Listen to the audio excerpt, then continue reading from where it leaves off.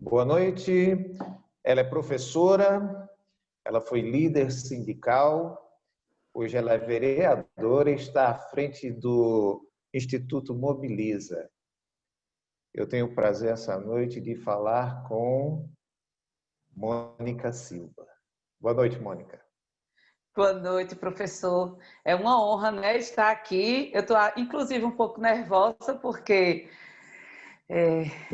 é difícil, né, ser entrevistada por uma pessoa do seu cacife, digamos assim. Mas vou tentar aqui fazer o melhor e quero agradecer essa oportunidade que o senhor está propondo, né, aos pré-candidatos a vereadores aqui do nosso município. Isso é um canal onde a gente só tem a agradecer às pessoas que se interessam, né, pela política, que quer ouvir os pré-candidatos, que quer ouvir suas propostas, seus projetos, enfim. Eu só tenho a agradecer a todos e principalmente ao senhor pela oportunidade. Eu vou levar esse cacife por elogio, tá bom? Com certeza. Ok. Quem é Mônica Silva por Mônica Silva?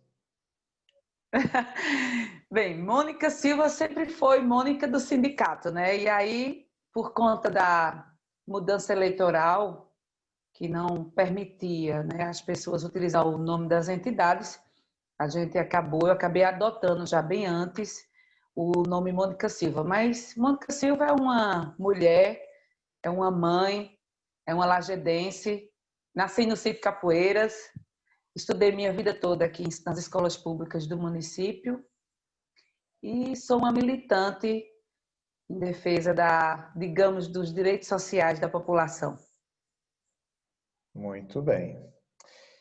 Mônica, qual é a sua experiência profissional política, né? Porque agora você já há alguns anos também é política. Então, a vida pública sua, né? Como é isso? Como foi isso?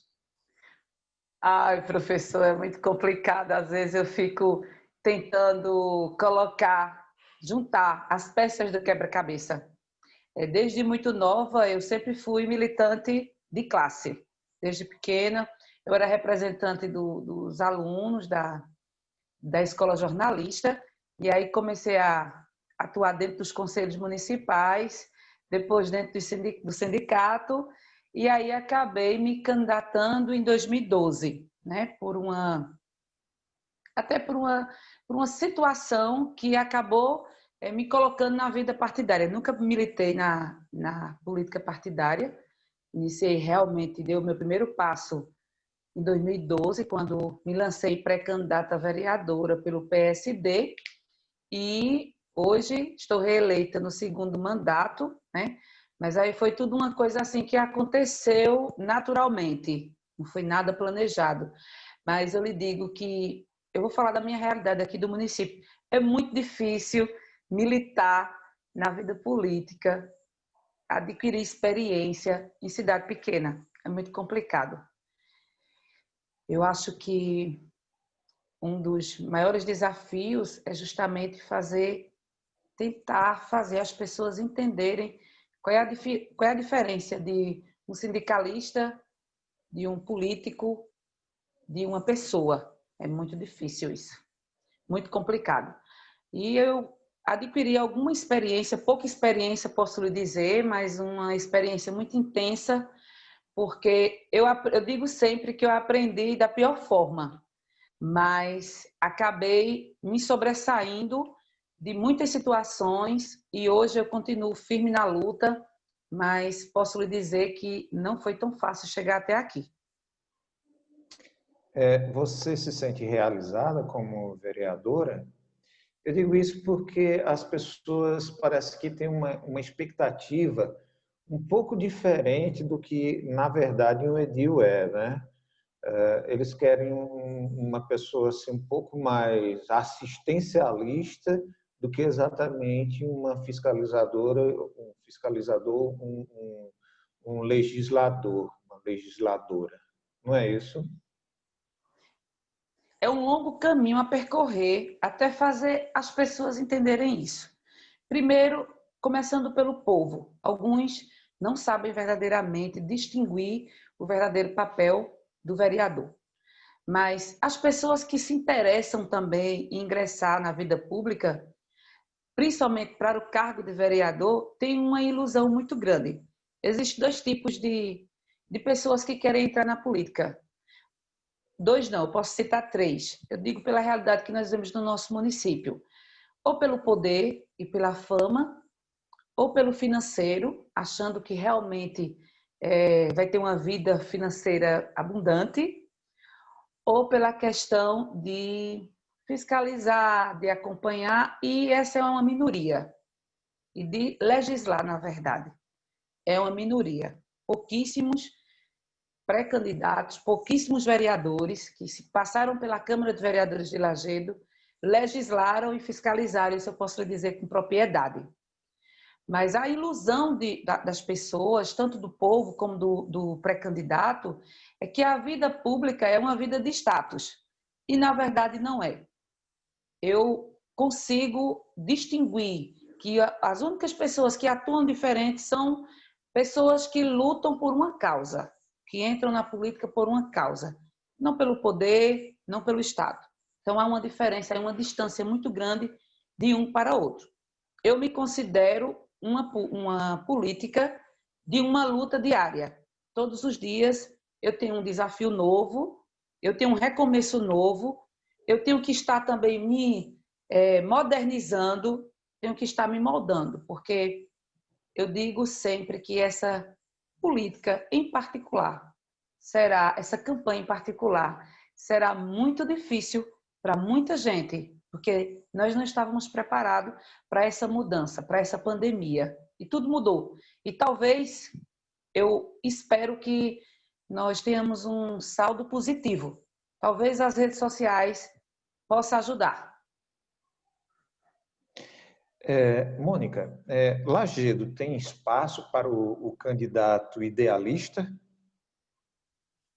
Não, não tem, porque ele nunca vai ser visto como um político de destaque, né? Aí vem os egos, vem a vaidade. Então, o político idealista, ele tem que se conformar sempre com o seu trabalho, nunca esperar o reconhecimento ou geralmente na disputa de vereador tem aquela questão de ser os vereadores mais votados, aquela coisa.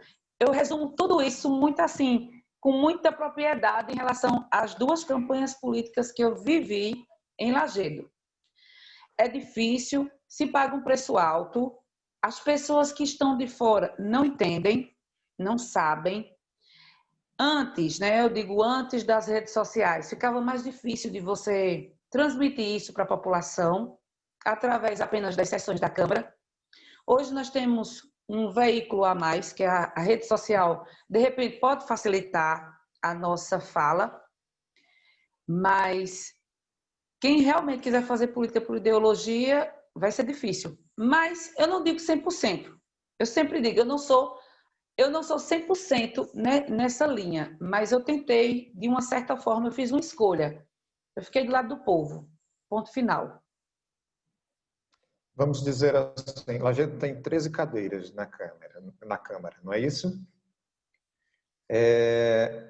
Quantas cadeiras estão para uma pessoa que se dedique a uma causa, um idealista?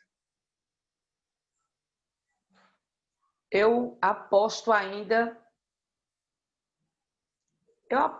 em mais 2 cadeiras. Eu acho que Lajedo hoje, fora a minha, eu acho que Lajedo comporta 3 vereadores que estejam decididos a defender o povo. E a defender o povo é muito diferente do que as pessoas acham.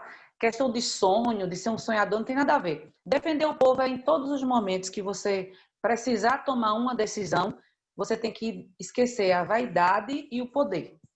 Você tem que sempre olhar realmente o bem coletivo. E isso é um preço muito alto que se paga dentro do Poder Legislativo.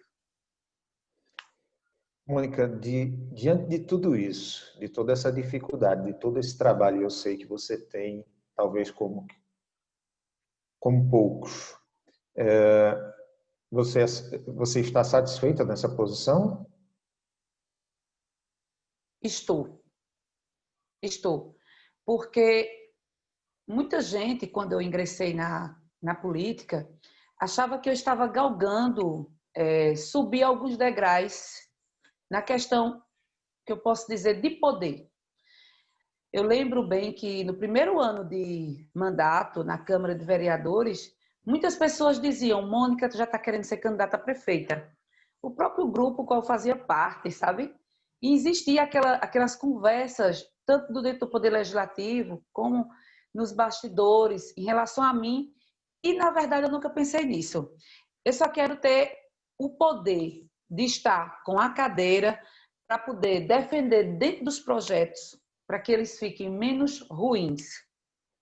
Eu acho que o principal papel de um vereador idealista, ou que queira realmente defender o lado das pessoas, os interesses do povo, ele vai ter que colocar isso como meta. Todo projeto de lei, que é disso que nós vivemos lá na Câmara.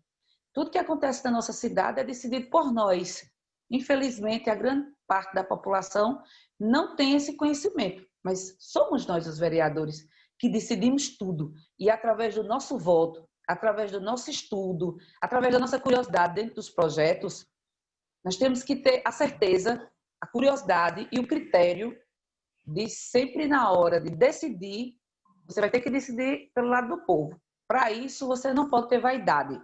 Se você tiver vaidade de querer galgar um outro cargo na política ou querer desfrutar de algumas vantagens dentro do governo, você não vai conseguir defender a população. Isso aí tem que ser muito bem separado. Qualquer vereador que quiser defender o povo, ele vai ter que se desprender de vaidade e de muita ambição. Ele vai ter que esquecer isso. Porque lá no Poder Legislativo, na hora da decisão, você vai ter que ser você. E é muito difícil, porque cada vereador que ali está, são 13 vereadores. Cada vereador que ali estão foram eleitos de uma forma, foram eleitos pelo público. As pessoas que votaram neles, alguns, cada um votou com um objetivo diferente.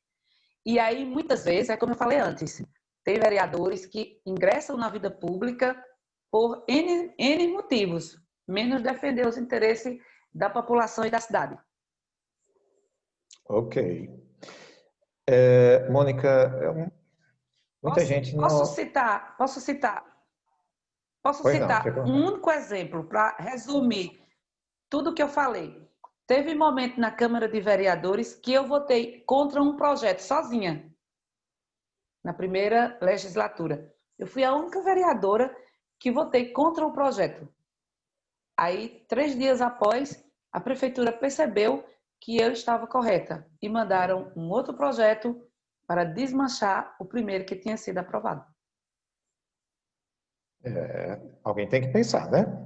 Bom, é, Mônica, você está no segundo mandato, né?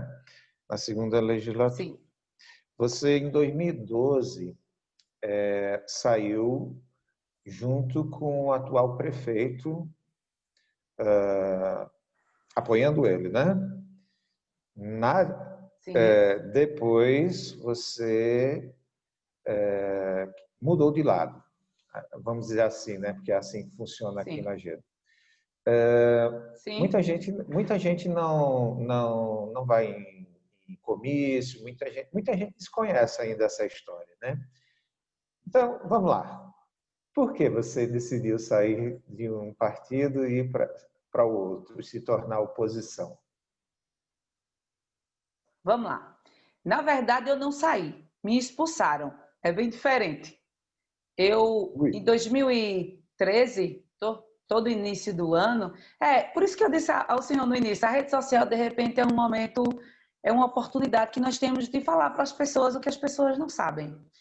Quando eu iniciei, em 2013, eu já comecei, nas primeiras sessões da Câmara, eu comecei a ter problema com o prefeito por conta dos projetos que iam, e eu sempre muito criteriosa, sempre fui de ler os projetos, analisar, buscar informação, se realmente aquilo estava correto, até na intenção de ajudar a própria prefeitura. Porque tanto eu como o prefeito éramos marinheiros de primeira viagem. Mas aí começou a ter algumas dificuldades, algumas divergências entre o meu entendimento e o entendimento do prefeito. Um dos primeiros desentendimentos foi a apresentação de uma indicação minha para a criação de uma ouvidoria no município. A ouvidoria é um mecanismo, o senhor sabe, de muita utilidade para um governo. Para um governo que quer acertar e quer conhecer verdadeiramente o que está acontecendo dentro da sua cidade. E aí já houve uma diferença, assim, uma divergência entre nós dois sobre isso. Depois começou pelos projetos do piso salarial dos professores. A gente nunca tinha o mesmo entendimento. No primeiro ano, em 2013, quando houve a primeira discussão do projeto do piso, e eu já fazia isso como uma prática, né? Todo ano eu acompanhava a votação, os projetos do piso salarial no município, porque eu era presidente do sindicato nos anos anteriores. Então já era uma prática minha. E aí começou a ter um desentendimento, porque em 2013 eu já queria um reajuste a mais do que o piso, que nós estávamos começando, eu sabia que tinha uma folga na folha de pagamento. Mas aí o prefeito, eu não sei se o senhor lembra, nós fizemos uma assembleia lá na quadra do Colégio Normal, tinha mais de 500 professores, e o prefeito se comprometeu que em 2014 fazia isso, que estava chegando, era o primeiro ano, precisava se organizar. Aí em 2014, em março, foi, na verdade, o nosso maior problema, porque não houve um consenso, mesmo eu apresentando que havia condições da prefeitura pagar um reajuste a mais para os professores, nós não conseguimos ter um entendimento entre eu e o prefeito. E aí eu apresentei umas emendas junto com a bancada de vereadores de oposição, e aí eu posso lhe dizer que foi a minha martelada para começar a ser mal vista, começar a ser taxada como traíra, e aí eu comecei a perceber algumas pessoas do governo já me tratando diferente, eu passava na rua, alguns gritavam, então assim, começou essa pequena guerra. Mas antes disso, um dos nossos maiores problemas, que aí eu sei que posteriormente o senhor vai me perguntar, foi a Previdência. Tudo começou da Previdência do município. E aí nós vamos discutir isso na frente. Mas aí depois de março de 2014, foi a última vez que eu entrei no gabinete do prefeito. E eu disse que só entrava lá quando ele saísse. A última. Todas as reuniões que eu tive posterior, porque por mais que nós sejamos adversários, mas quando se trata de interesse da população, nós temos que sentar e temos que discutir, mas todas as vezes que a gente se reuniu, os presidentes da casa já sabiam, tinha que chamar ele para lá, porque para a prefeitura não ia mais. Eu fui muito hostilizada e assim, na época, hoje não, hoje eu estou bem, graças a Deus, hoje eu estou com mais maturidade, mas na época eu fui muito imatura e eu sofri muito com isso, eu absorvi muito a carga emocional. E aí, quando chegou as eleições de deputado, né, em 2014, eu já tinha em mente apoiar Álvaro Porto. E quando eu disse que ia apoiar Álvaro Porto, inclusive eu disse ao grupo, no dia da reunião com o Vinícius Labanca, que não ia apoiar, porque eu não voto duas vezes da mesma pessoa sem que ele faça por merecer. E aí, quando eu disse que não ia apoiar Labanca e que ia ficar com Álvaro Porto, aí realmente eu fui expulsa, porque eu nem sabia, e quando começou os comícios, aí começaram a dizer que eu tinha me vendido, que eu era uma traidora, enfim, eu fui realmente expulsa. Nós nos encontramos já na casa de João Batista, eu nem fazia parte do grupo de João, eu realmente, por apoiar Álvaro, acabei tendo que participar junto lá com a reunião, mas com a ideia de que eu estava tranquila, porque eu sabia quem eu tinha escolhido para apoiar para deputado estadual. Aí realmente não teve mais como a gente nos considerar aliados. Na oportunidade que eu tive da lei eleitoral, eu me desfiliei do PSD, fiquei sem partido, e quando a Justiça Eleitoral abriu a brecha para as novas filiações, para os pré-candidatos, né? Para o próximo pleito, em 2016, eu rodei muito atrás de partido, acabei no PSL. Ok. Eu acho que é importante isso, porque, Aí aqui, falar a verdade, eu desconhecia essa história nessa versão. pois é. Ninguém conhece, porque a política, ela é uma coisa assim tão, digamos, tão suja, tão mal vista, que nada que seja verdade, as pessoas vão acreditar. As pessoas preferem acreditar na mentira porque ela é mais fácil. Então, uns diziam que eu tinha rompido porque Álvaro tinha me dado dinheiro, outros diziam que eu tinha rompido porque eu queria tomar o lugar do prefeito, outros diziam que eu tinha rompido porque eu briguei com a primeira-dama, e era uma coisa que estava realmente na minha ideia. Por eu ser sindicalista, o senhor acho que entende melhor do que qualquer um, e por ser representante da classe, eu tinha que defender os interesses da minha categoria. Até porque mais na frente nós vamos falar sobre isso. Minha bandeira de eleição de 2012 foi a causa do servidor público. Ok. Aí fica difícil fala... você defender o servidor aliado ao governo, é difícil. Verdade. Nessa fala que você falou, eu queria destacar aqui a questão da ouvidoria, né? A ouvidoria é uma coisa muito importante porque ela cumpre a lei de gestão moderna, né? Os princípios de gestão moderna, que é o Sim, acesso, não é verdade? sim. E outra coisa que eu gosto muito de perguntar para as pessoas que eu estou entrevistando, que já são vereadores, que essa relação entre legislativo e executivo, ela tem que ser muito, como eu posso dizer, ela tem que ser muito boa, né?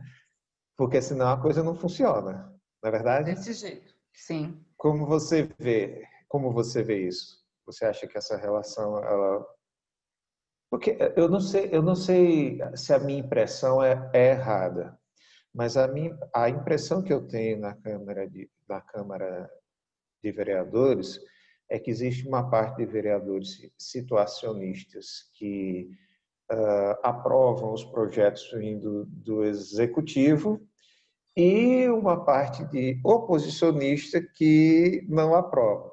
Eu tô errado? Não, de jeito nenhum. De jeito nenhum. Esse é o cenário que nós temos hoje. Eu acho que a maior dificuldade do município é que a Câmara ela não exerce o seu papel. E aí eu não estou falando do vereador, eu estou falando do poder legislativo.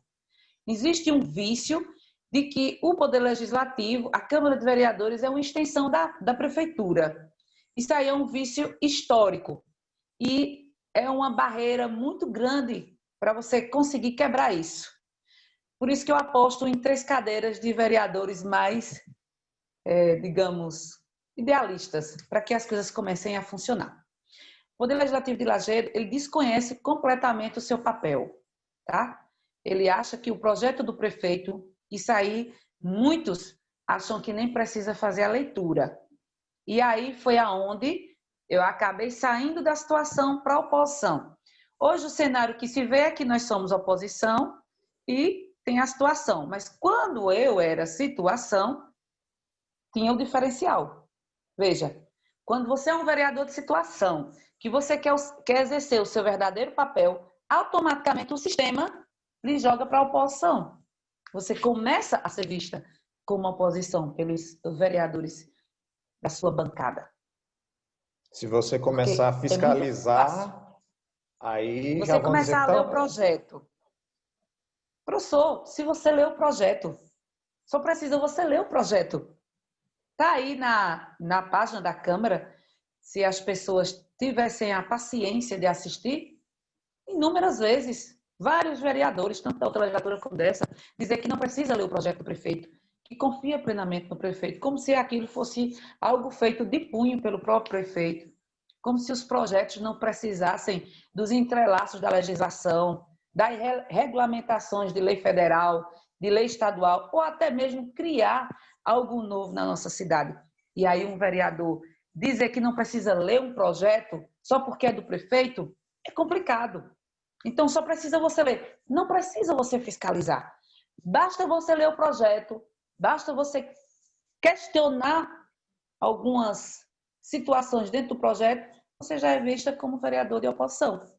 E aí, para mim, ficou muito confortável eu ficar na bancada de vereador de oposição, porque aí eu comecei a poder exercer o meu papel e os vereadores da oposição começaram a apoiar, junto comigo, algo que já era rotineiro para eles. Então, acabou acontecendo isso. Mas nós temos, tanto na primeira legislatura como na segunda, a gente sempre teve muito cuidado, assim, muita responsabilidade em sempre buscar outros órgãos para nos apoiar nas nossas decisões, nas votações. Porque as pessoas acham que os vereadores da situação votam de acordo com o prefeito atual e os vereadores da oposição votam de acordo com o líder da oposição. Nada a ver. Eu nunca sentei com nenhum líder da oposição para discutir qualquer tipo de projeto, nem votação de prestação de contas. Nunca sentei com nenhum deles para discutir isso. A gente sempre discutiu enquanto bancada, enquanto vereadores. Todos que quiseram se comprometer, que quiseram sentar com a gente, e aconteceu já por diversas vezes dos vereadores da oposição conseguir sentar com alguns vereadores da situação, e aí eu destaco aqui o vereador Denis, o vereador Eri, que são vereadores que conseguem, vereadora Vânia, que conseguem sentar e discutir com a oposição, chegar a um consenso sem ir para o embate pessoal. Que é próprio da democracia, né? A discussão é própria da democracia. Sempre alguém tem alguma coisa para melhorar. O ruim é quando as pessoas já vão discutir querendo prejudicar ou querendo facilitar de qualquer forma, né? Mônica, por que você resolveu se candidatar, recandidatar, né? Vou falar com muita sinceridade e com muita humildade. A Câmara de Vereadores precisa de mim. Quando eu iniciei o primeiro mandato, eu comecei a fazer um estudo sobre a Câmara. Comecei a ler atas anteriores. E eu comecei a perceber que durante muitos anos, apenas um vereador lia o orçamento, a LDO e o PPA da Câmara, que era enviado todos os anos pelo prefeito. Imagine o que é uma cidade onde, com um colegiado de vereadores, todo ano é enviado a LDO, a revisão do PPA, porque o PPA em si é de 4 em 4 anos, e o orçamento do município, onde se determina e se distribui todas as receitas para todas as ações que são feitas pelo governo, e os vereadores não liam. Não apresentavam emendas. Não se debruçavam nesses projetos. Então, para mim foi muito assim, eu digo assustador, não, eu digo constrangedor. Porque a gente começa a perceber se tem que estar ligado à legislação e à fiscalização, porque se você fiscaliza, aí fica mais fácil para você legislar. Muitas pessoas acham que, às vezes, por a gente fazer uma visita a uma repartição pública e fiscalizar uma obra e atender o chamado de uma denúncia, é porque a gente está em si querendo prejudicar o prefeito ou o grupo do prefeito do município. Mas é muito diferente disso.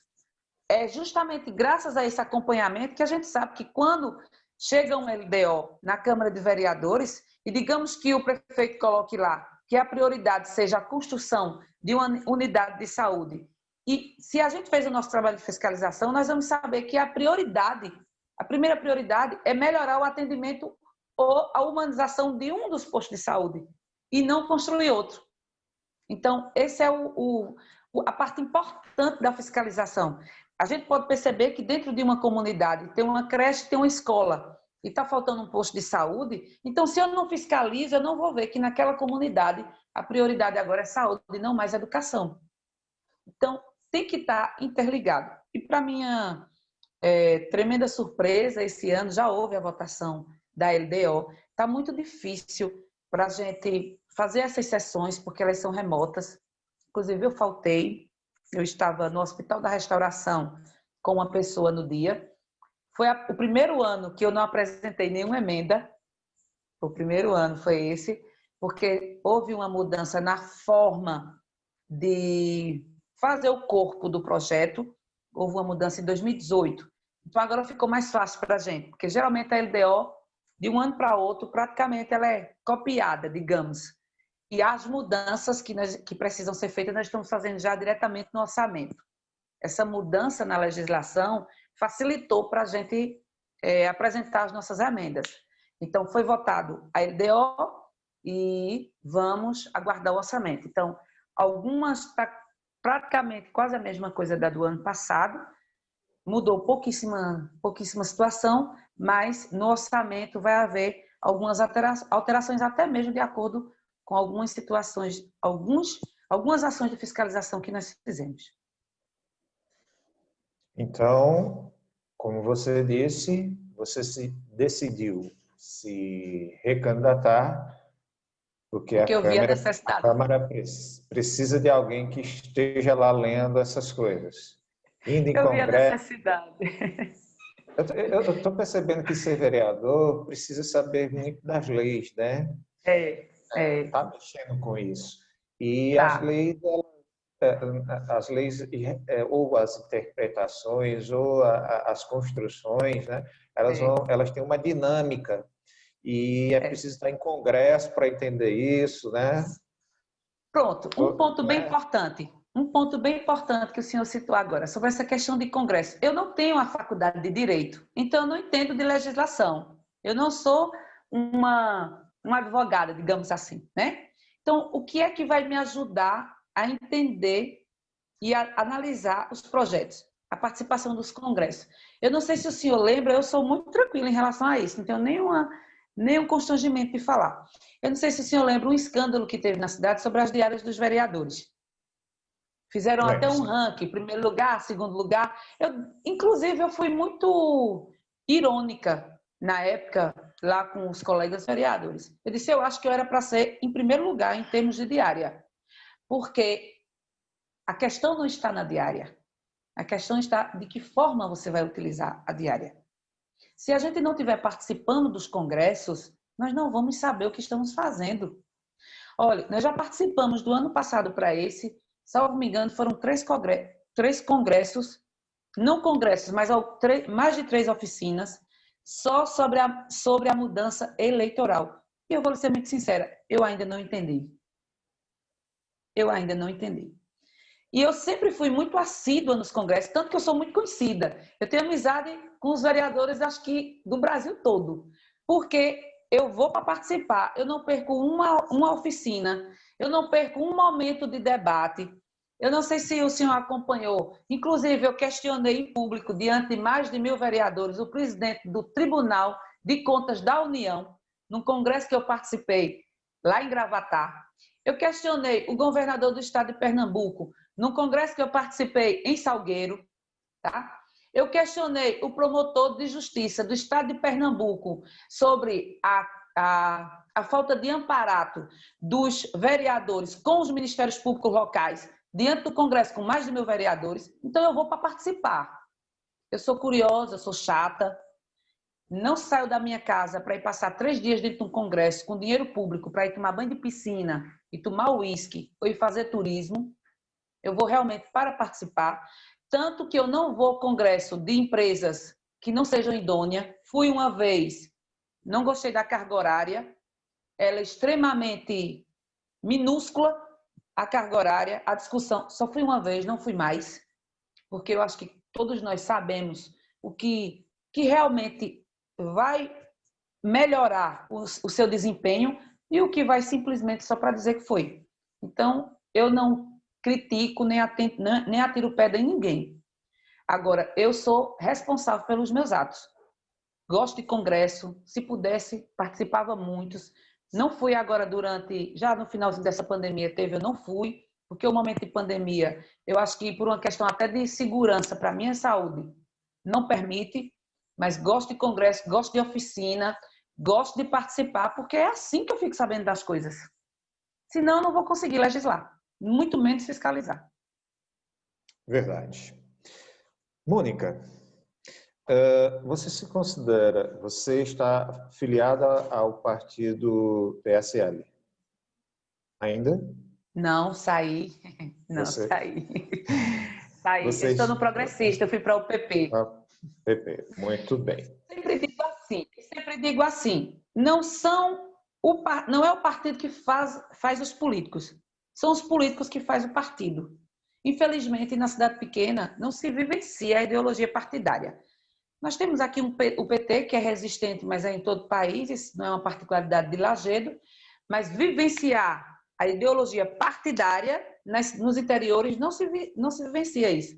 Se vivenciam grupos, né? Grupo oposição, grupo situação, grupo terceira via. Agora, partidos, não. Então, eu saí do PSL, eu achei que ficaria inviável, até porque o PSL foi tomado de mim, por eu não apoiar o presidente Bolsonaro.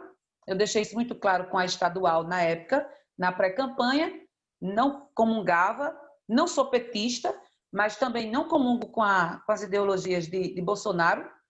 E aí eu já deixei muito claro e a estadual tomou o partido e passou para outra pessoa aqui no município, a comissão. E aí agora, na brecha eleitoral, eu migrei para o PP. Tenho uma admiração muito grande por Heriberto Medeiros e eu acho que é o caminho. Mas Mônica Silva se considera política de direita ou de esquerda? Ai, professor, eu acho que o meu jeito, talvez, assim, de ser muito explosiva, inclusive eu tento o tempo todo moldar isso, acaba demonstrando às pessoas que eu sou mais esquerda. Mas eu lhe digo que hoje, no nosso país, tudo que a gente está vivenciando, é tão difícil a gente ter uma definição. Qual é o verdadeiro nosso perfil? Se é de direita ou se é de esquerda? Eu acredito que eu tenho mais uma tendência para a esquerda, tá? Eu acredito. Mas não com o radicalismo, não com essa coisa assim muito... Vou lhe citar um exemplo. Eu participei de um congresso da AMUP em Recife, no início de 2019. E voltei decepcionadíssima com o senador Humberto Costa. Mas eu me arrependi amargamente de ter votado nele. Vou fazer essa crítica aqui, que eu acho que cabe à sua pergunta.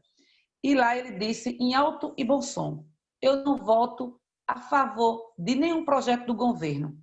Eu não posso fazer isso. Eu sendo mesmo que eu seja uma esquerdista ferrenha, eu não posso fazer isso. Porque existem projetos, a gente pode não votar e aprovar do jeito que ele está. A gente pode dar uma melhorada. Nós, enquanto vereadores, que somos limitados. Imagine um senador, né, que tem toda uma legislação que permite dar poderes para que eles possam praticamente transformar o projeto todo, se eles quiserem. E isso eu gravei na minha mente assim, e eu fiquei assim, pensando, eu nunca posso ser uma esquerdista 100% com a mentalidade, com a postura dessa. Jamais. Mas eu Hoje, o acredito que que eu sou mais nós, tendenciosa para a esquerda. o que nós vemos hoje mais são militantes de um lado e de outro, né? Nessa polarização que nós vivemos, a Isso, gente vê muitos militantes. Quando ser uma coisa e isso, outra, é até difícil realmente de definir hoje, né? Mas se isso. você tiver R$ 100, quanto é que você daria para uma pessoa, para a população, certo? Para ela gastar, é lógico que ela vai gastar esse dinheiro e vai acabar salvando o comércio. E quanto você daria para o comércio para que ele se mobilizando gerasse emprego? Ixi, que pergunta difícil. Meu Deus do céu. Se fosse há 4 anos atrás, eu daria a pessoa para ela Você gastar e daria salvar o comércio toda a população todo, para ela gastar no comércio há local e quatro salvar anos o atrás. comércio? Há 4 anos atrás. E hoje, Mônica? Hoje, hoje eu já não daria toda a pessoa. Eu poderia até dividir, mas eu não daria mais toda a pessoa. Até pelo que eu 50-50. vivencio no dia a dia, e eu acredito que a gente 50-50. Tem que ser. Ok, Difícil, então. viu? Você não deixou de sair justo agora. Mônica, você está se colocando como pré-candidata à reeleição, não é assim?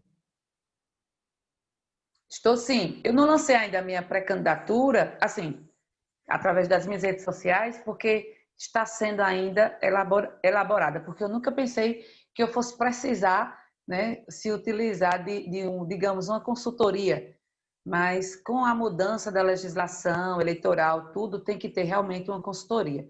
Eu não lancei ainda oficialmente nas minhas redes sociais, mas foi lançado aí pelo grupo da oposição através de uma live, já foi lançada minha foto e meu nome como pré-candidata. Ok. Dentro dessa condição de pré-candidata, qual seria o foco da sua nova legislatura, caso ela viesse a acontecer? Eu sei que você é representante de classe, né? Tem feito isso, né, nesses 2 últimos mandatos, mas eu não sei. E o terceiro? Nós queremos saber isso, né? Professor, eu estava justamente comentando isso, né? Eu acho que em algum momento no início da fala eu falei que todos os dias eu tento me renovar e, sei lá, melhorar um pouco. No primeiro mandato, eu digo de certeza que eu fui realmente uma representante de classe. Eu militei apenas em prol da classe. No segundo mandato, após eu ser reeleita em janeiro, quando eu tomei posse, no mês de fevereiro, eu já determinei. Eu digo, agora eu tenho que ampliar a minha atuação. Eu não posso só ser sempre a representante de classe, sempre a representante dos servidores. Eu também tenho toda uma população que precisa da minha representação. Foi aí que surgiu a ideia da implantação, da criação do Instituto Mobiliza. Então, ampliei para a questão social. E hoje, na minha próxima reeleição, inclusive a gente está fazendo o planejamento e discutindo justamente isso. O pessoal me perguntando, o que é que tu pensa para o terceiro mandato? Eu digo, eu quero ampliar mais ainda a base. De que forma?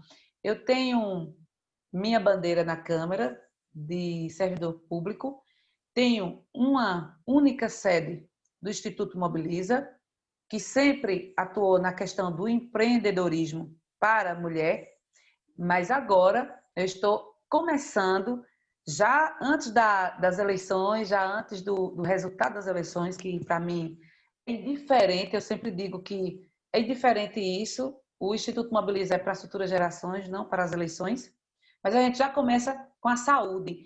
Por quê? Porque para o próximo mandato, eu quero pegar tudo que o Instituto Mobiliza conquistar financeiramente na saúde e quero ampliar para crianças e adolescentes. Inclusive, já tem o início de um projeto com esporte, judô, dança, enfim, já até ganhei de palavra um prédio em uma comunidade para se iniciar o Mobiliza Esporte, se Deus quiser. Ai, meu Deus do céu. Porque eu sou professora, mas eu não tenho nada, assim, não foquei, né?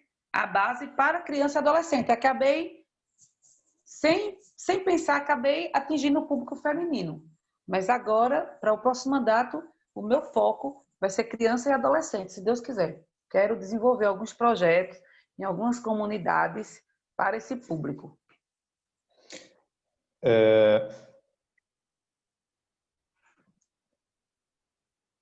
Mônica, eu queria que você citasse um ponto positivo da administração municipal atualmente. Certo, posso sim. Durante quase 8 anos, né? Eu vou ser bem, como é que eu posso ser? Eu vou ser bem prática. Nós temos um número de servidores e cargos comissionados. Para mim, sempre foi um ponto muito forte nessa administração, o trato do servidor cargo comissionado com a população. Isso aí foi um ponto positivo que eu sempre vi, que eu sempre defendi, que eu admiro muito. Assim, tem aqueles que não é nem problema de trabalho, é problema de caráter, né, que não sabem respeitar as pessoas, que é independente do local de trabalho. Mas estamos falando do local de trabalho. Eu vejo um ponto muito forte da administração positivo, é o trato. Olha, eu nunca fui hostilizada em nenhum desses ambientes públicos por um cargo comissionado. Sempre fui muito bem tratada, não só eu, porque eu sempre tenho muitas pessoas que participam, que vão, que eu incentivo muito as pessoas em busca do que o município, do que o governo tem a oferecer, que é para todos, que existe uma cultura muito forte aqui, eu quero aproveitar o momento, da população achar que tudo que é do governo é do partido, e aí o partido contrário não tem direito à saúde, eles imaginam, né? Não tem direito à infraestrutura, não tem direito à água, não tem, porque é do governo tal. E eu sempre incentivo muito as pessoas, inclusive quando as pessoas não são atendidas da forma, não são assistidas, eu vou atrás, eu busco, mas isso é um ponto positivo. Outro ponto positivo, vou citar dois. Outro ponto positivo, que eu sempre vi, ficou meio ruim de uns dias, de uns meses, mas deu uma melhorada. Mas a gente tem que entender também a mudança de clima. As estradas. As estradas, nesse segundo mandato, não. Mas no primeiro mandato, sempre foram muito bem assistidas. Eu ando muito pela zona rural, minha família tem sítio, tenho muitos amigos da zona rural, e a estrada... Por que eu falo isso? Porque é uma coisa que começou e manteve. Teve algumas coisas boas que eles iniciaram, mas acabaram. Não deram continuidade. Passou aquele momento, não continuaram, não conseguiram manter. Mas a estrada, eles conseguiram manter durante todo o primeiro mandato e no segundo também. As dificuldades foram realmente causadas pelas chuvas e o trato. Eu posso citar aqui inúmeras pessoas em inúmeras localidades que tem todo um diferencial no trato com a população. Então a gente pode dizer que foi humanização e mobilidade. Sim. No caso, Na mobilidade zona rural, rural. né? Na zona rural, isso. Entendi. Ô, Mônica, e um ponto negativo? Sempre de começar e não terminar. Eu acho que isso demonstra um fracasso muito grande no governo. É preferível que você faça mas faça. Mas nunca comece 10 e não termine. Ficaram muitas obras. Aliás, ficaram algumas obras para terminar. Eu posso citar aqui o anfiteatro da gestão antes, né, do ano 2012. Aquele anfiteatro, aquilo ali seria um marco na nossa cidade para os nossos jovens, para os nossos artistas, para a educação, que a gente não tem um espaço. E quem conhece a planta daquele anfiteatro sabe o quanto a estrutura dele era top. Na linguagem mais jovem, é top. E não foi conclusa pelo governo atual. Eu acho que isso é um ponto muito negativo, muito pequeno, sabe? Se você for observar aqui, tem um monte de coisa assim que estava boa, que estava funcionando e foi deixando acabar. É como se o gestor atual quisesse apagar a imagem do gestor anterior. É mais ou menos assim como funciona. E começaram muitas quadras, começaram muitas unidades de saúde e não terminaram nenhuma. A quadra da escolar da Água Viva, ela está naquele mesmo estado desde 2014. A minha primeira visita de fiscalização, eu ainda era situação, no final de 2013. Ela estava quase naquela fase. E ela está naquele estado desde 2014. Então, nós estamos aí com 6 anos, né? Sem concluir, com a única falta do piso. Então, isso é inadmissível. Eu acho que um ponto negativíssimo é justamente isso. A falta de concluir. Eles começam várias coisas e não termina nada. Vai terminar o governo agora sem terminar a escola nova, que começaram, já pararam a obra. O posto de saúde, a unidade de saúde do Mutirão, todas as quadras cobertas, só conseguiram concluir a da Academia das Cidades. Então, assim, é muita coisa que começou e não terminou. E outro ponto, eu vou citar Ô, dois, já que eu citei Mônica, dois positivos. diga. Então, deixa eu dizer, antes de você dizer o outro, Tá, porque eu estou aqui em Lajedo há 35 anos. certo. E essa falta de continuidade me parece já uma coisa cultural. Eu Sim, lembro, porque sim, quando eu cheguei aqui era um concordo. partido, depois foi outro, depois mudou de novo, e o que eu via? Eu via, por exemplo, o CSU. O CSU, ele foi construído, foi feita uma inauguração, depois mudou o partido e foi feita a inauguração dos muros do CSU, e foram fogos e Meu muita festa, né? E veja que hoje o CSU não existe mais, né?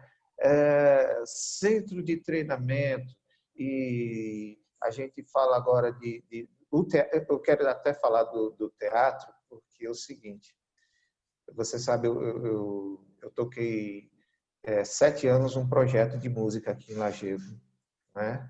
Com a ajuda apenas de Deus, né? E da minha esposa. E a gente teve um momento que a gente estava com 60 alunos tocando. E a gente não tinha um espaço para fazer apresentações. Pouca gente conheceu a gente aqui, porque eu trabalhava com orquestra de câmara. Câmara tem que ser num lugar fechado, né? E a gente não tinha esse espaço. Eu, inclusive, pedi para um vereador, na atual legislatura, para ele fazer um projeto para terminar. E, às vezes, sabe, eu vou lá, ando e estava fechado, depois ficou aberto, e a gente vê que estava muito próximo de ser terminado, e o que a gente vê lá é que está, né, cheio de fezes lá e sei lá o que é que estão fazendo ali, né? O próprio ambiente total ali, né, que agora virou uma garagem. E isso me parece muito cultural, que o prefeito que assume, ele acaba querendo tirar o legado do outro, se for oposicionista, né? Para que ele não seja lembrado pelo que se vê, né? Pelo aquilo que é físico. E eu acho que isso a cidade acaba perdendo Muito. exatamente nessa disputa boba, desculpa chamar boba, mas como eu Sim, considero, de dois grupos, né? Não é nem dois partidos, são dois grupos que duelam para que o seu legado seja maior. E quem acaba perdendo com isso somos nós. isso. Concordo. Concordo plenamente. É desse jeito. Então, Mon- é uma forma que sempre eles acabam. É que eu acho que eles acham assim, que deixando de destruir aquele bem ou criando outra coisa, as pessoas não vão lembrar daquele ex-gestor de forma positiva. E esquecem que sem passado não existe presente nem futuro. Exato. Mas você ia me dizer da segunda, porque você disse 2 pontos. O segundo ponto negativo, muito negativo, né, que era uma coisa que a gente combatia muito, é a politicagem dentro do serviço público. E aí eu vou ser bem direta, praticada pelo próprio gestor. Porque eu não sei se o senhor lembra, incomodava muito a gente no governo anterior a essa questão de forçar, né, a questão partidária dentro das repartições públicas, através de uma cor, através de uma toalha, através de uma pintura. E isso era uma coisa que incomodava, porque eu via várias pessoas, inclusive pessoas até da mesma ala política, que diziam: eu não aguento mais, eu não aguento mais. Então, era uma coisa que eu apostei muito nisso, até pelo atual gestor não ser daqui da cidade, ser de fora. Eu via isso como um ponto positivo, que ele ia acabar com isso, que ele ia dar uma revolucionada. E aí, ao decorrer do tempo, começou-se a perceber que foi uma cópia nessa questão de misturar dentro do serviço público. Ah, o governo amarelo, aí antes era o governo vermelho. Aí faz uma reunião, as toalhas têm que ser amarela. Aí antes as toalhas eram vermelhas. Aí vai fazer uma ornamentação, tem que ser tudo amarelo, porque as ornamentações antigamente eram vermelhas. Então, isso eu vejo como um ponto negativo, e aí eu não vou isentar a gestão anterior, porque existia essa prática através de alguns, que acabou também hoje sendo copiado pelo governo atual. Isso aí eu falo sem nenhum constrangimento. Eu vi isso de uma forma muito negativa. Isso Eu, a gente eu acha que não até reflete A gente acha que não reflete na população, mas reflete. Reflete porque as pessoas, é como eu falei anteriormente, as pessoas começam a entender e a acreditar que o governo é dos 55 e não do povo. E aí, às vezes, deixam de procurar os serviços, deixam, às vezes, até por falta de informação, por medo de ir até aquele local, por conta dessa questão que é implantada. Isso, para mim, é muito negativo. Eu espero que o próximo gestor, seja ele de uma ala, seja ele de outra, ele venha com um pensamento para não permitir esse tipo de coisa. E é uma das coisas que infringem os princípios de gestão também, né? Que é a impessoalidade. Eu fico Sim. triste quando eu vejo um carro de som dizendo o prefeito fulano de tal vai fazer isso. Não, quem vai fazer é a prefeitura, né? E quando eu coloco cores, né? Eu também estou colocando pessoalidade ao meu governo. Eu não sei se as pessoas não estudam E olha, isso ou se a professor, pressão é forte para que se façam isso, eu não sei. deixa eu lhe dizer uma coisa. Não é diferente na Câmara, não vou isentar minha casa. É uma resistência muito grande nossa lá também para não permitir que seja feita a mesma coisa. Porque houve presidências lá na casa que fez uma sessão solene, quando a gente entrou, a Câmara estava mais amarela do que a própria gema do ovo. Então, assim, a gente cai em cima, a gente começa, entendeu? Mas não é tão fácil não, viu? Se a gente deixar, fica do mesmo jeito. Mônica, eu vou pular uma pergunta aqui para fazer logo uma que a gente tem menos tempo nesse link, mas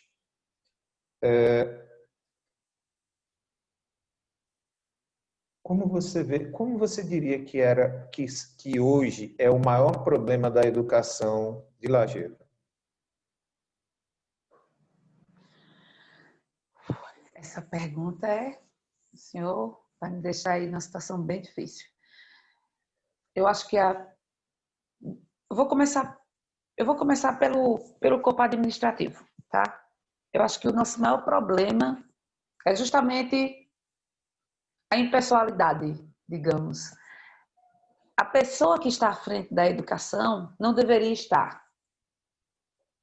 Ou, sei lá, vou começar por isso aí. Uma pessoa que eu amo, que eu amo não, que eu admiro, que eu tenho respeito, mas que não deveria estar. Então, o que é que causa isso? Além da familiaridade, tem a questão também da falta de desenvolvimento.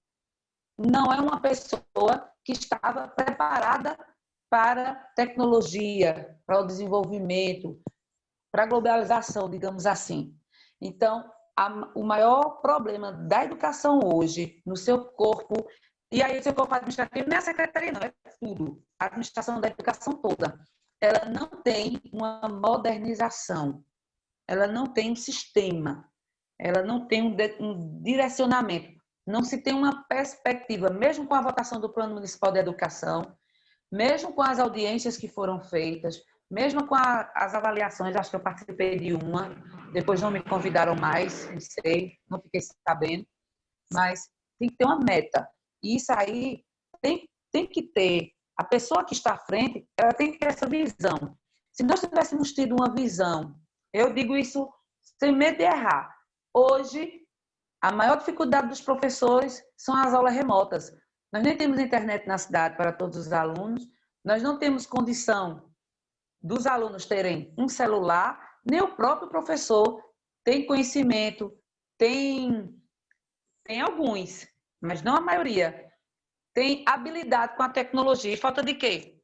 Falta de uma secretaria de educação, e aí eu não vou direcionar para a gestora, um corpo ter tido uma visão de desenvolvimento lá atrás, quando iniciou, nós não estaríamos passando por tanta dificuldade hoje nessa pandemia. Esse aí é um ponto. E o outro ponto é a falta aí eu vou ser bem crítica, é a falta de postura do servidor, do profissional de educação.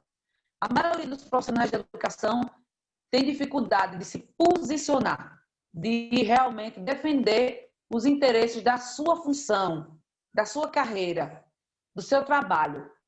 É como como se os profissionais da educação, como um todo, não se sentissem merecedores do melhor. Eles se conformam com o mínimo que é oferecido. São esses dois problemas que eu vejo na educação do Lajedo. Se tivesse uma visão moderna e avançada e tivesse profissionais que se posicionassem realmente para defender o seu cargo, a sua carreira, a sua profissão, nós teríamos uma educação com certeza muito melhor. Mônica, nós temos alguns problemas em Lajedo que eu considero um abacaxis, não é? Tanto para a gestão, porque gestão é um pouco diferente de... Acho que gestão é gestão pública e gestão familiar, gestão doméstica é a mesma coisa.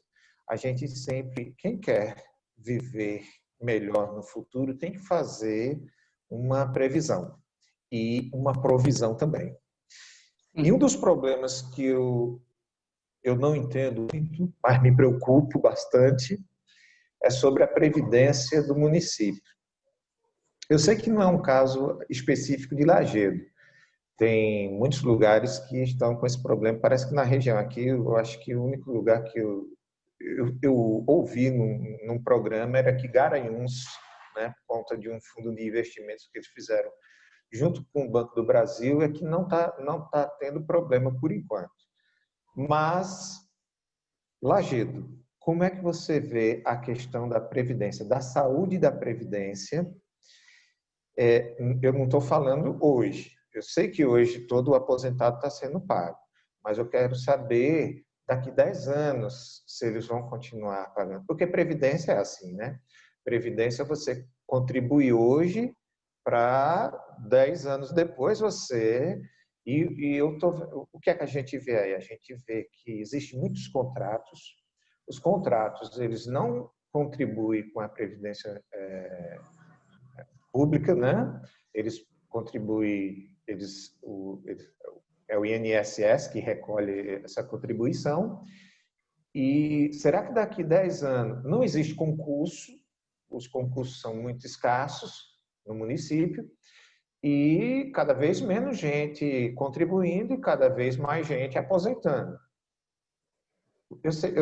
Eu fiz questão de perguntar isso para você porque eu sei que você é uma pessoa que está inteirada disso aí. Eu sou servidor público municipal. Eu posso ficar tranquilo para daqui 10 anos, 11, quando eu estarei me aposentando? Não mesmo. Não, mas fale isso um pouco devagar, porque eu não tenho um coração muito bom. Olha, mesmo sendo um problema da maioria dos municípios, né, do estado e do país, nós temos que entender que a previdência própria, o nome por si já diz, é a previdência de Lajedo. Então, cada município, ele é responsável pela sua previdência, ele que tem que criar mecanismo de não deixar a sua previdência falir. No período de 96 a 2012, nós tivemos a realização de 3 concursos públicos, né? 96 a 2012. Foram 3 concursos públicos. Foi um em 96, foi um em 2006 e um em 2009. No período de 2009, 2012, não, vamos colocar pelo ano. Foi em 2005. O concurso foi em 2005 e entraram em 2006. Foi quando eu entrei. Em 95 também o concurso, não foi em 96, eu tomei posse em 96. Então, 95, 2005 e 2009. Nós tivemos 3 concursos. De 2009 para 2020, nós não tivemos nenhum concurso. Então, por isso aí, a gente já vê que a nossa Previdência ela está sem injetar recurso. Por mais, digamos que ela já foi criada com a deficiência, né? Porque quando a gestão própria, quando foi migrado do regime geral para o regime próprio, a compensação previdenciária foi feita bem depois. Aqueles recursos que haviam sido contribuídos para o INSS, aquela migração que é feita por parcelas, demora anos e anos, então é praticamente algo criado para iniciar, né? Então, nossa Previdência foi criada em 2007, nossa Previdência própria, 2007. Ela ficou de 2004 até 2007, virando fundo, ela passou a virar fundo, depois foi que ela virou autarquia, em 2007. Foi instituído o Instituto de Previdência Própria. Nós passamos por uma reformulação agora em 2018, né? Inclusive uma reformulação foi provocada audiência pública, foi provocada discussão. Houve algumas mudanças, nós tínhamos 2 conselhos e criamos um só para que houvesse um corpo mais eficiente no acompanhamento e na fiscalização, mas aí existem 2 problemas grandes. Primeiro, concurso público, eu vou colocar isso como problema principal, porque não é um problema, digamos, específico de uma gestão, né? Mas eu vou colocar o problema principal, falta do concurso público, porque aí falta essa injeção de recurso mensal que a gente contribui para pagar os aposentados do futuro.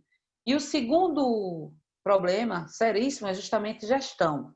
Nós não podemos ter gestão de risco na Previdência, porque ela já é um risco.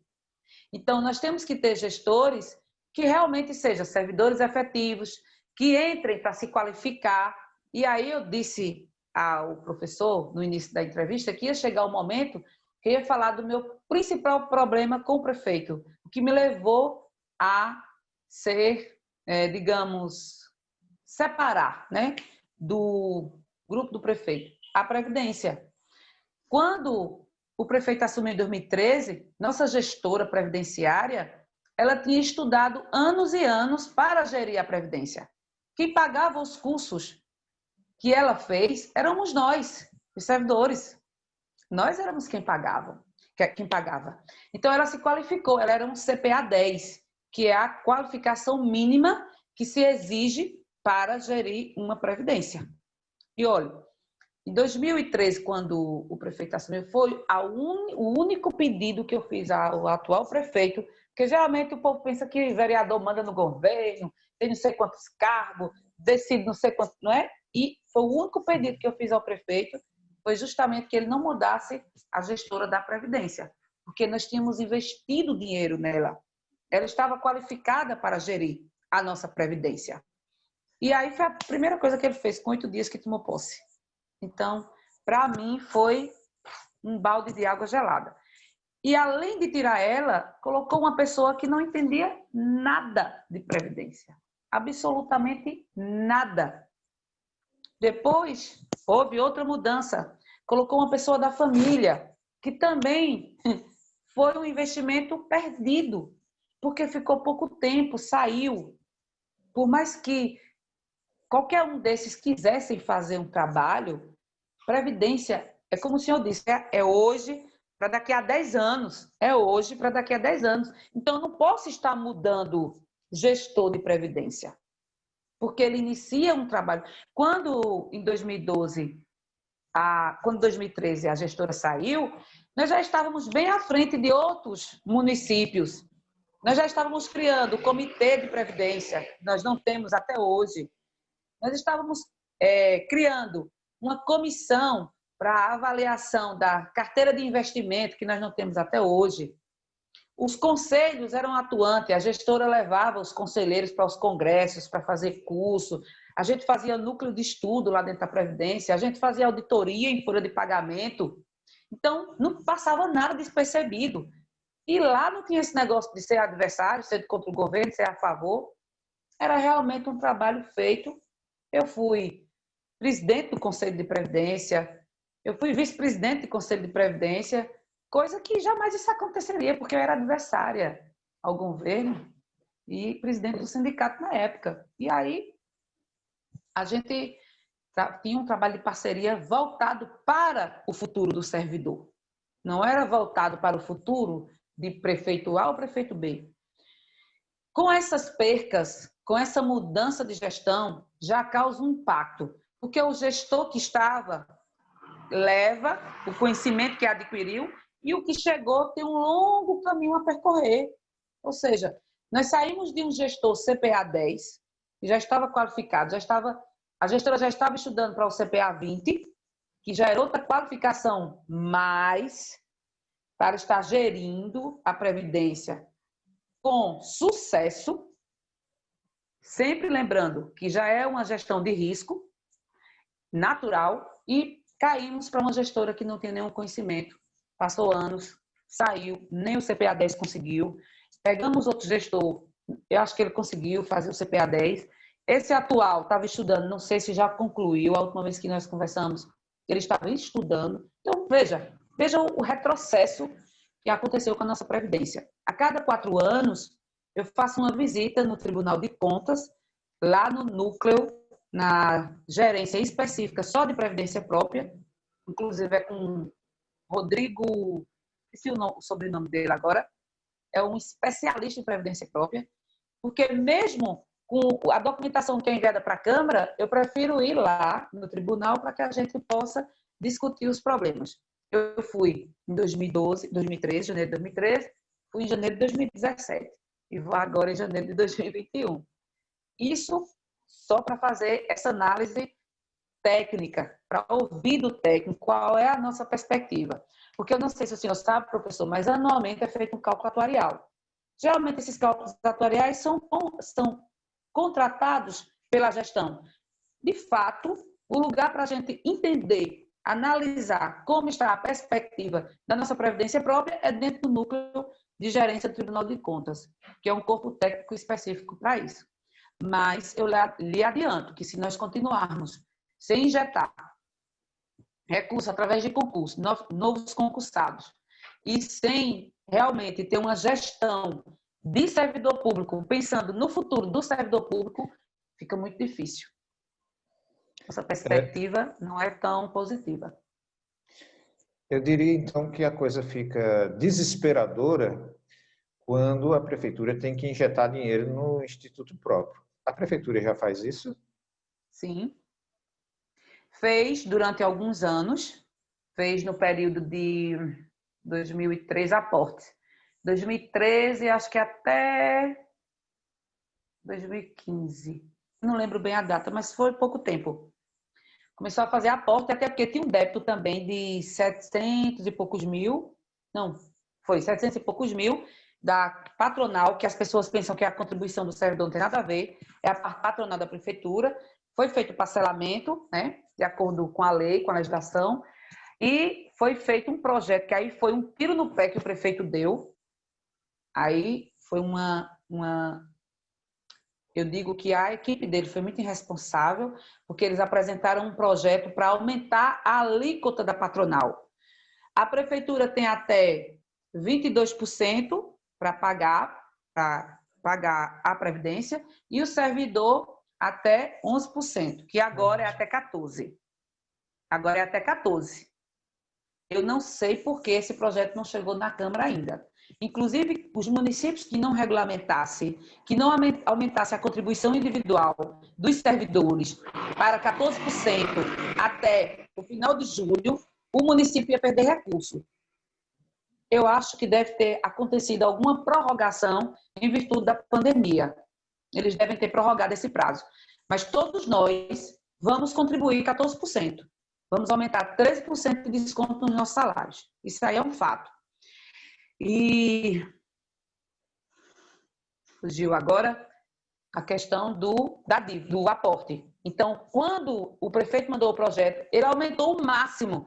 O município, a prefeitura repassava 14,5% e a consultoria, as pessoas que elaboraram o projeto, colocaram o máximo, 22%. Então, hoje, a prefeitura de Lajeado, ela paga a maior alíquota de patronal, certo? Ele não tem para onde correr. Mesmo se a presidência da República não tivesse feito essa alteração para aumentar para 14% de servidores, ele ia ter que aumentar de todo jeito, porque não tem mais espaço para aumentar na patronal. Nós pagamos o máximo. Okay. Aí, por isso, não está sendo feito o aporte. Pelo menos até a última avaliação que nos foi repassado, não estava sendo feito aporte.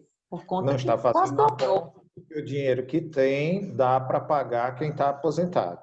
Isso não quer dizer que vai continuar assim daqui 10 anos. É, isso. E porque também dobrou. Por exemplo, digamos que ele pagava da patronal. Vou dar um exemplo bem simples, R$ 100, então ele passou a pagar 180, quase que dobrou, né? Que ele saiu de 14,5% para 22%. Então aí não precisou mais fazer o aporte. Até a última informação que eu tive. Certo. O outro abacaxi que eu vejo na cidade, tanto para a gestão quanto para nós, é a questão do autofinanciamento. Lajedo é uma cidade que não arrecada. Lajedo, a gente não, historicamente, né? Nós não pagamos IPTU, né? Nós pagamos IPVA, porque se a gente não pagar IPVA, o carro é apreendido, né? Então, isso virou uma cultura. E eu falava aqui ontem, e falo com você, Pedro Mello, ele tem uma ideia, né, de comparação, um método de comparação, que ele diz que a gente não deve comparar a administração com a administração que são feitas em tempos diferentes para a gente não cometer anacronismos. Eu concordo com ele. E eu fui fazer uma pesquisa nesses sites que a gente tem acesso, né? E eu vi, por exemplo, que Serra Talhada, que tem uma população bem parecida com a de Lajedo, ela arrecada desses impostos que não são, que são mais flexíveis, né? Não são tão obrigatórios, que são obrigatórios, mas não tem sanção nenhuma para quem não paga. E aí, Serra Talhada, por exemplo, arrecada 3 vezes o que Lajedo arrecada. E a gente fica dependendo de uma obra, como a que está sendo feita agora, do asfalto, de uma emenda parlamentar. Só que eu acho que a gente nunca vai conseguir sair desse ar de pouco desenvolvimento enquanto a gente não tiver recursos próprios para urbanizar a cidade, para dar acessibilidade, para que tenha um programa ecológico, se a gente não tiver dinheiro de recursos próprios. O que é que a vereadora e pré-candidata Mônica vê sobre a Receita Municipal e esse autofinanciamento? Ixi, professor, o senhor vai acabar comigo aqui, viu? Estou sentindo. Não é essa a Olha, intenção. veja só, cultura, vamos falar primeiro culturalmente. Eu vou ser muito dura com as minhas palavras, porque eu viajo muito por algumas cidades, principalmente do sertão, diga-se de passagem, Serra Talhada é belíssima, mas as pessoas é diferente. As pessoas amam a cidade. Lajedo, as pessoas são muito desamorosas com a sua própria cidade. Eu posso citar aqui inúmeros exemplos, tipo, vamos olhar para as construções do centro. Tem nada a ver uma coisa com a outra e não deixa de não ter. As pessoas construindo em cima do rio, pessoas que não têm necessidade de fazer isso. Porque quando é uma pessoa que está desabrigada, que vai monta sua barraquinha ali na beira do rio, tudo bem. Mas do rio não, do riacho, né? Mas constrói, a gente percebe. Então, eu entendo isso como falta de amor à sua cidade. Lixo, as pessoas jogam lixo o tempo todo no chão, isso é falta de amor à sua cidade. Eu tenho uma praça próxima à minha casa e eu só vou ver ela limpa, eu só vou ver ela arborizada se a prefeitura vir fazer. Porque as pessoas que estão ali naquela localidade não têm amor à sua cidade. O primeiro ponto que eu vejo em relação a essa questão de Lajedo, de comparar Lajedo com outra cidade, é a falta de amor. Nós somos muito desamorosos com a nossa cidade. Em relação à questão de arrecadação, venhamos e convenhamos. Culturalmente falando, o primeiro pecado que esse gestor e gestores anteriores cometeram foi dizer que a população não ia pagar IPTU. Né? Isso é uma fala criminosa. Porque o que é que acontece? A população em si, ela já não gosta de pagar imposto. Porque a gente paga imposto demais. A gente paga imposto demais. Eu defendo que nós deveríamos ter um imposto único. Mas aí a população já não gosta de pagar, isso é um pensamento de direita, viu? A pessoa, a pessoa já não gosta de pagar imposto e a autoridade máxima da cidade diz que não é para pagar IPTU. Imagine, quem vai querer pagar IPTU? E aí eu volto a dizer novamente a questão da politicagem. Eu conheço milhares de pessoas que dizem eu não pago IPTU, só vou pagar quando esse prefeito sair. Como eu conhecia milhares de pessoas antes diziam não pago IPTU, só vou pagar quando esse prefeito sair. Nós não vamos chegar a lugar nenhum. Pode entrar o melhor gestor. Se a população não entender que o IPTU ele vai fazer bem para a nossa cidade, não para o gestor, nada disso vai mudar. E não só a questão do IPTU, inúmeras outras situações. Só que hoje nós temos um agravante muito grande em Lajeado. Né? Hoje, se nós formos pagar os impostos, nós não vamos conseguir. Porque em 2016 foi criado o Código Tributário do município. Nós temos o maior percentual de valores do nosso Código Tributário do município, o maior, eu digo sem medo de errar, do estado de Pernambuco. Sem medo de errar. Foi feito esse projeto, nós não tivemos nem o direito de... Aí eu volto àquela discussão, né? Não pude ler. Não pude ler. Nós não tivemos a oportunidade de ler. E aí a gente fez vários questionamentos, oficializando o prefeito, oficializando o presidente da Câmara na época, pedindo que esse projeto não fosse para discussão, porque ele chegou às vésperas de terminar o ano. Ele chegou no dia 27, foi votado no dia 29. Às escuras, como diz assim. Um projeto com mais de 370 artigos. Um projeto com mais de 100 folhas. E não tinha como você analisar um projeto dessa magnitude dentro de 2 dias, né? E isso vai encarecer e vai dificultar cada vez mais a arrecadação municipal, porque as pessoas não vão conseguir pagar. Se eu for citar aqui algumas taxas, chega a 1000% de reajuste. 1000%. Os bancos aqui, a qualquer momento, esse Banco Bradesco pode ir embora, pode fechar. Nós vamos ficar só com o Banco Caixa e o Banco do Brasil. Por isso que o Santander também foi embora. Os bancos não conseguem pagar o imposto do município. Lá a gente cobra uma taxa maior do que o Recife, maior do que Caruaru, para os bancos. E aí é complicado isso. Se o banco não pode pagar, imagine o pequeno comerciante, imagine a pessoa, o cara que vai pagar o IPTU. É muito complicado. Então, a primeira coisa que precisa ser vista no município é essa revisão, não digo nem uma revisão, digo uma reformulação de um código tributário que, infelizmente, nós não temos um Ministério Público no município que atue realmente direcionada para o município, porque nós também não temos promotores titulares aqui. Eu não culpo os promotores, eu culpo o Ministério Público na sua complexidade.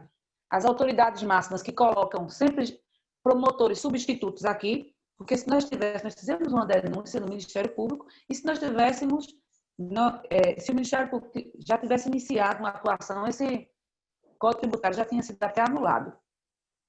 Porque nós não vamos conseguir. As pessoas não vão conseguir pagar os impostos. Então, se não vão conseguir, nós também não vamos arrecadar. E aí não adianta eu criar um monte de taxa, aumentar o percentual dos valores e achar que isso vai me trazer arrecadação, porque não vai. É melhor eu ter uma taxa eu ter um código tributário num valor que as pessoas possam pagar e eu criar outra forma. Eu criar uma zona azul, eu criar, sei lá, outro tipo de que possam arrecadar. Coleta de metralha.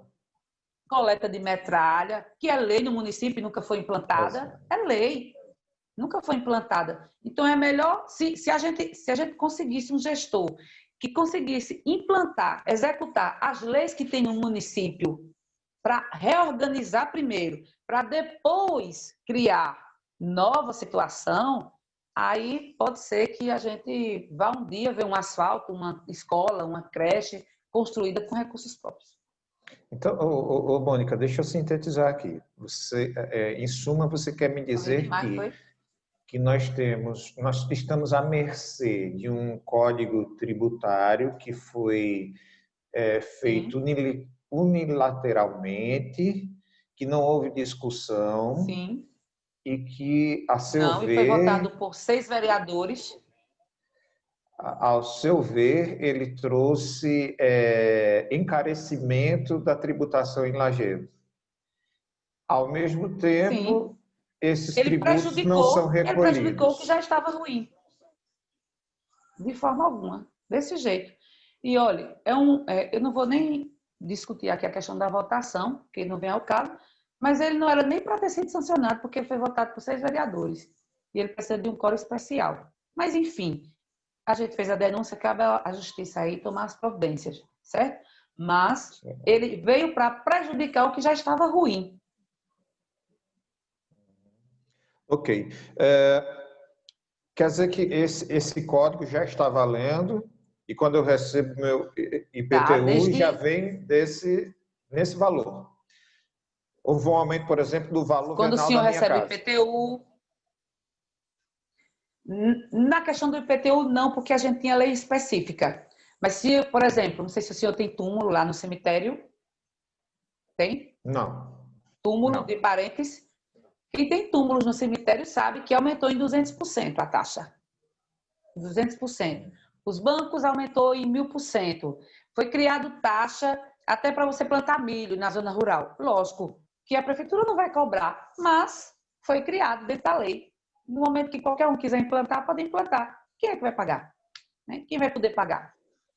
Então, foi criado algumas taxas É. extras também no município, como a questão de placas, de loja, de tamanho de loja, e alguns comerciantes, a gente foi observar o alvará, uns aumentaram, outros não, que a gente aí, nessa questão, a gente nem entende por que isso acontece, enfim.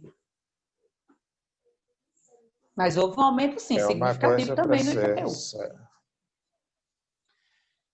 IPTU. Mônica, você é oposição, uma vereadora da oposição. Eu sei que você deve ter analisado todos os projetos que foram enviados, fiscalizado as obras. Eu acompanho na rede social. Mas projeto seu, o prefeito realizou algum? Sim, realizou sim. Realizou uns, outros ele sancionou, mas eu vou ser bem prática. Uma das minhas leis de consumo, assim, de desejo de imediato, foi justamente a lei das cores municipais, que muita gente acha que é apenas a fachada de um prédio.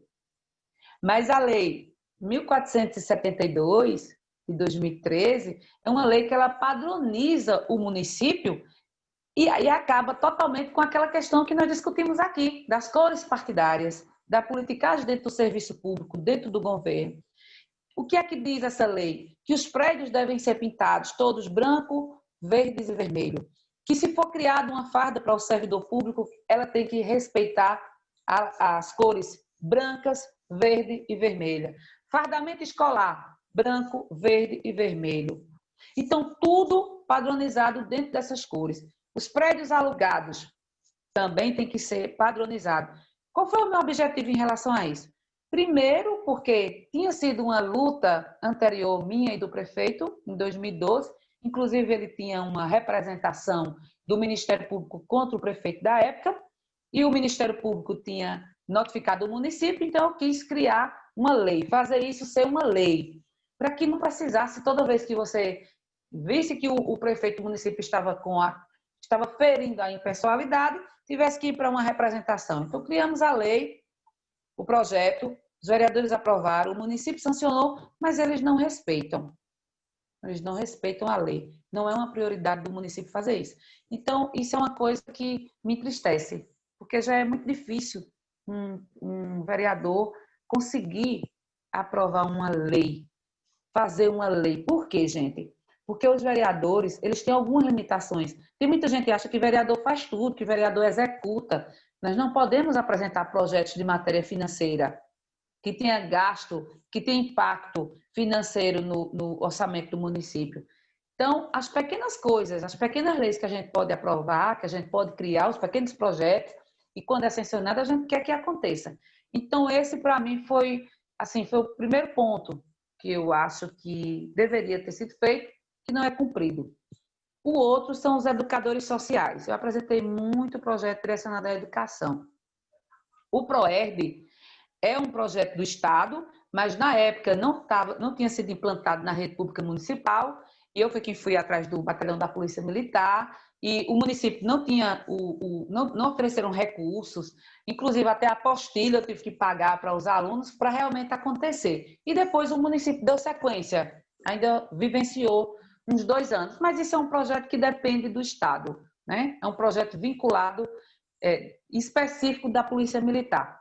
Mas os educadores sociais era um projeto que o município teria que contratar para trabalhar justamente, capacitar os professores, porque o professor hoje ele não é só professor de matemática, ele não é só professor de língua portuguesa, porque o nosso maior problema dentro de sala de aula está no social, está na desigualdade social, na comunidade de onde o aluno vem. E a gente não está preparado para isso. A gente precisava realmente ter um projeto, inclusive ele é chamado Educadores Sociais, inclusive também é um ex-policial que idealizou esse projeto, e aí tem alguns municípios que adotam. Esse era um que eu queria que tivesse sido feito e não foi feito. Mas eu tive também o CAEL, né, o Centro de Acompanhamento Psicológico, foi um projeto meu, que o município realizou, eu entendo que o município realizou, o estacionamento dos carroceiros, das carroças de burro, foi um projeto meu também. Foi um projeto, foi indicação, não foi nenhum projeto, foi indicação. Agora, muitas leis, muitos projetos que eu criei não são implantados. Eu participei da poluição sonora, começaram agora, o CDL, junto com a Polícia Militar, realmente, inclusive fiquei muito feliz quando nós chegamos lá, a lei estava sendo discutida por eles. Para a gente foi motivo de orgulho. A da questão da poluição visual, eu não sei se eu apresentei com a Eri, mas é de Eri essa, salvo me engano, mas a gente teve muita participação. Eu criei a lei eu apresentei o projeto da Comissão de Fiscalização e Acompanhamento das Obras, uma equipe técnica que ia acompanhar, feita com os próprios servidores do município. Essa hoje eu vejo que seria de suma importância se ele implantasse esse projeto. Esse projeto não, essa lei, que é lei municipal, porque a gente vê a situação das obras e de repente falta uma equipe aí para acompanhar de fato dentro de uma equipe do governo. Tem agora tem a lei de transição, né, que não tinha no município e foi projeto meu também, tanto para o Poder Executivo como para o Poder Legislativo. Porque lá os presidentes terminavam os seus mandatos e não prestavam contas ao outro, não fazia a transição para o outro. E hoje é lei para os 2 poderes. Eu perguntei, Mônica, porque há, né, ainda esse pensamento que algumas pessoas, se for da oposição, o prefeito não faz, né? Mas aquilo que é bom é para ser feito mesmo. Não, ele faz. Ele faz. É porque tem coisas, professor, que ele não tem como fugir. Por exemplo, a construção do alojamento do BEP foi indicação minha, mas ele não tinha como fugir, porque mais cedo ou mais tarde ia precisar. Para o BEP permanecer, tinha que construir. Então, tem coisas que não tem como o município fugir. Eu só não sou aquela vereadora de ficar colocando nome em rua, de ficar o tempo todo pedindo calçamento, porque eu acho que isso é necessidade básica, é obrigação do município. Mônica, nosso tempo acabou. Eu quero logo agradecer, porque foi acho que uma entrevista, tenho certeza que foi uma entrevista muito produtiva. Acho que ficou muita coisa esclarecida aqui. Só me permita um ponto importante, que eu esqueci, Diga. que foi o projeto que eu mais gostei do segundo mandato. O do bullying nas escolas. Foi aprovado agora na pandemia, em segunda discussão, porque passou muito tempo esse projeto sendo protelado. Aí foi aprovado agora, eu vou divulgar agora posteriormente através das redes sociais, e tem um projeto muito importante em tramitação, meu, inclusive foi votado terça-feira, inclusive teve 3 vereadores da situação que votou contra, eu vou dizer depois da segunda discussão, que é a regulamentação da lei estadual, que foi nova agora, do governo do Estado, foi aprovada pela Assembleia Legislativa, que o governo do Estado, todos os prédios que ele alugasse, tem que ter a placa com o número do convênio, o tempo do contrato e o valor do aluguel. Então, quando eu vi, eu me apaixonei pelo projeto. Então, apresentei aqui no município. Publicidade, né? Já foi votado. Isso, já foi votado, porque nas ações de fiscalização que nós vimos que tem muitos prédios alugados, e aí vai ser votado em segunda discussão e sendo aprovado, sendo sancionado pelo prefeito. Eu vou trazer aqui ao... Vixe, meu Deus, caiu. Eu vou trazer aqui ao conhecimento de todos. Ok, Mônica. Como eu disse, agradeço demais sua presença aqui no bate-papo de hoje. Eu que agradeço. E quero que você faça aí as suas considerações finais, a sua mensagem a Lajedo. Você tem 2 minutos para isso. Eu quero agradecer, primeiramente, ao Senhor novamente e quero dizer ao povo de Lajedo que o meu intuito em estar à frente, atuando no Poder Legislativo, é realmente tentar transformar a vida das pessoas e tentar melhorar um pouco da nossa vida, diminuir um pouco das nossas dificuldades e diminuir também um pouco da desigualdade. E para isso, eu preciso muito do apoio de todos no conhecimento da atuação do Poder Legislativo, para que a população busque conhecer de fato o que os vereadores discutem, quais são os projetos que os vereadores apresentam, de que forma os vereadores votam os projetos, de que forma os vereadores discutem os problemas da nossa cidade. Preciso que a população entenda que o assistencialismo qualquer pessoa pode fazer. Não precisa estar vereador para se fazer uma caridade a uma pessoa. Agora, o exercício da cidadania, o exercício de ter o poder e a confiança da população e poder, através de leis e da discussão de projetos, que é algo tão simples quando se quer fazer de verdade, poder mudar a vida das pessoas, melhorar a vida da cidade, transformar a nossa cidade, é obrigação de todos os vereadores eleitos.